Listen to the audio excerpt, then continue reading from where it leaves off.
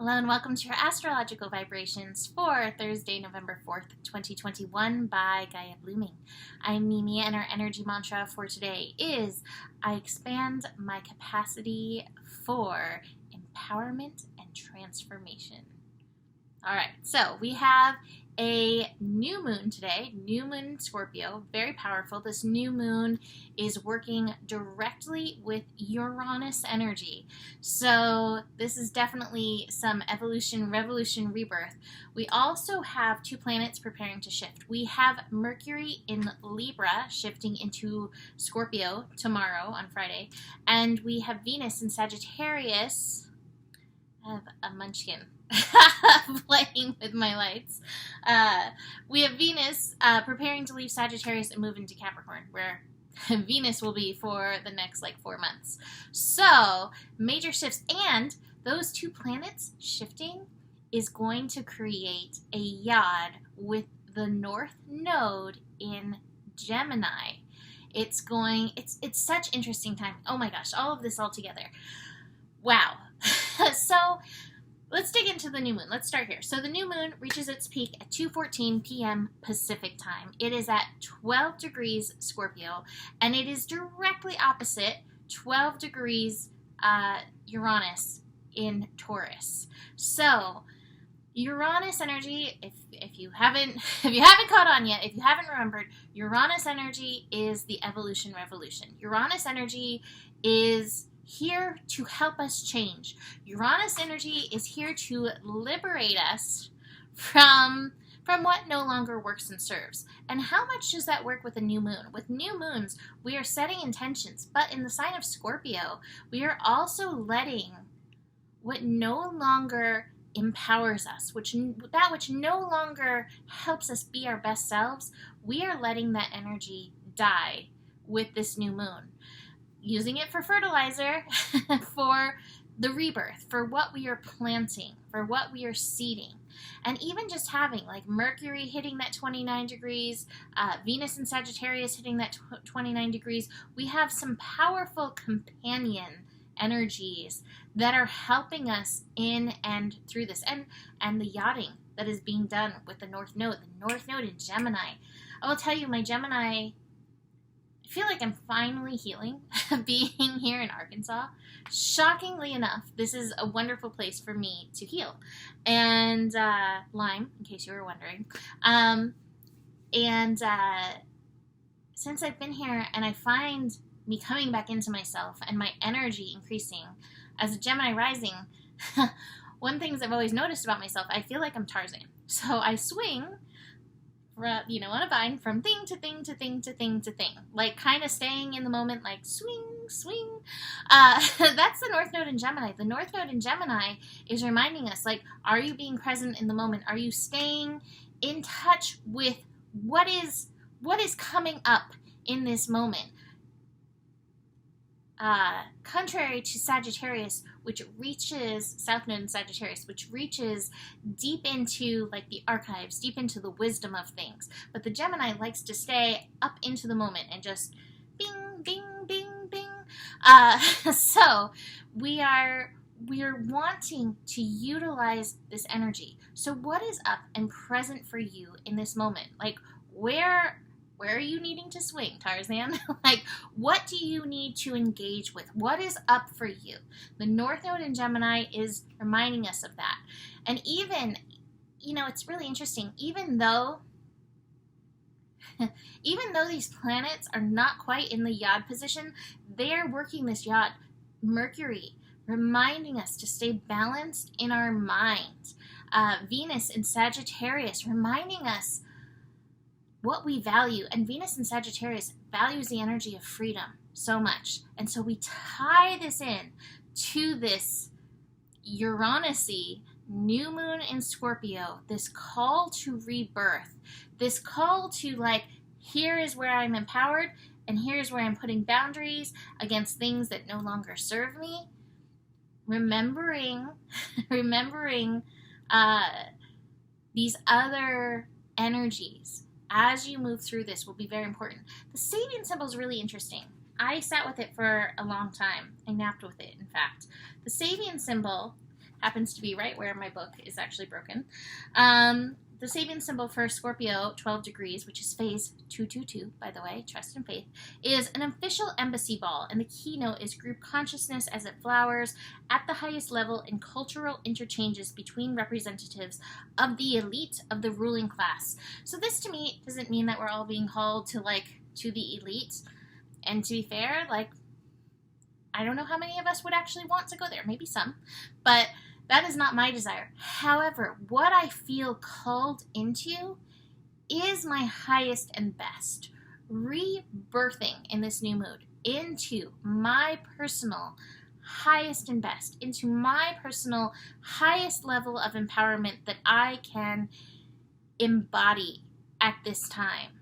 And really, with as much grace as possible, being able to release, let go, Uranus, of things that I've held on to, things that have held me back, whether it's energies or excuses or places where I have not valued myself, Uranus and Taurus, or letting go of feeding so much energy into things that do not hold value. There's so many ways we can all move in and through this new moon. And so your work is to notice, again, that North Node in Gemini, what is up for you at this time?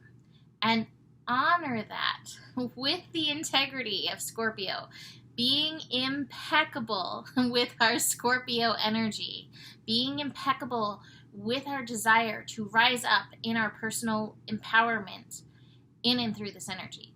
So it's a very powerful moon. It's also setting the stage for eclipses, which are coming in. So our first eclipse will be in 2 weeks after this, on the 19th, and then 2 more weeks after that, we'll have our next eclipse. And both these eclipses have some strong Uranus energy feeding into them as well.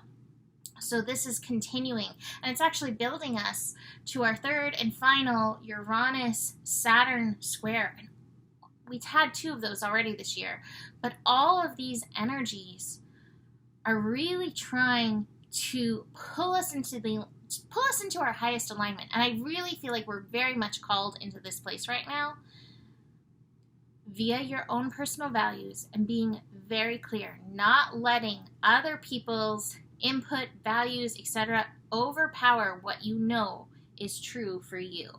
So, potent energy that we are working in and through with this. So let's talk about some of the other transits of the day. So we start off the day with the moon squaring Saturn. So moon in Scorpio squaring Saturn in Aquarius. This to me is like, so funny, the song I have in my head, Shake the Sillies Out. I'm not going to sing it. I had the impulse, but I didn't do it. But you got to shake the sillies out. Shake those things out that make you feel that you're not worthy of stepping up in your power in regards to your purpose. Saturn is always helping us go deeper into our purpose. So notice where you are holding on to, I'm not good enough, I'm not ready, I'm not feeling good, whatever that is. Even if you're not feeling good, that's okay. The universe knows that, and chances are that's part of your path. It's okay, but it doesn't have to be an excuse, right? And it's like, here's where I'm at, and I am okay in this moment, and I'm working with the universe, I'm working with the divine on my purpose in this moment. Then after the peak of the new moon at 2:14, listen, this is how close Uranus is in proximity and connection. We have the moon opposite Uranus at 2:26 p.m. So that's math. It's what, like 12 minutes after the peak of the full moon, or new moon, sorry.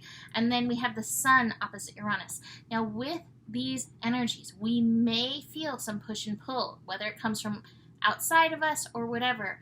And your work is maintaining your personal integrity, recognizing your personal power, and again, recognizing what you need to let go of to fully stand in that energy. Now, it's really interesting. There's definitely, these cards are so good. I have the King and the Queen of Swords. So here's the authority. the outside authority. This isn't our personal authority. This is the outside authority, which has infiltrated our brain and created this schizophrenia energy. So the schizophrenia is like, am I supposed to go this way? Am I supposed to go this way? It pulls us apart. It pulls us away from ourselves. It pulls us away from the heart of the matter. We have the shoulds and we have society. This is what you're supposed to do. And it can be very confusing. And then look at these two cards that we have. We have the breakthrough card. Look at that heart power right there. And the rebel card. And these cards are like, forget that. No, this is who I am. This is me and my power. I mean, this is the Emperor card. What's more impersonal power than like the Emperor and breaking through the power of the heart? So notice, where are you feeding in to shoulds and energies that come from outside of you? And where are you being called to stand in your own personal power? It may be minor, it may be a gigantic thing. There's many ways that I feel like this could show up in any and all of our lives. But again, the work for all of us is, how can I stand in my power, and how can I, with as much grace as possible, let go of that which holds me back from that. Whew. I do want to mention, it's a great day to stay grounded. With that Uranus energy, it can spin us out. Mercury is going to be hitting that 29 degrees, so that's a lot of electrical energy. Take time to ground in. Venus at 29 Sagittarius, do something that feels like freedom for you. You know, turning up the music in the car and singing out loud, or singing in the shower, or dancing in the rain. It doesn't matter. What feels free? What feels free and authentically you and your personal power? Take a moment and engage in that. The yin inside you will thank you so much for that, and Venus moving into Capricorn will thank you as well. So, eclipse readings are on. You can book those, $44. It goes about a half an hour. Email me, mimiclark@gmail.com for that. Besides that, the better it gets, the better it gets. There's more than enough love in the world for you. You have the power, and stay curious. Namaste.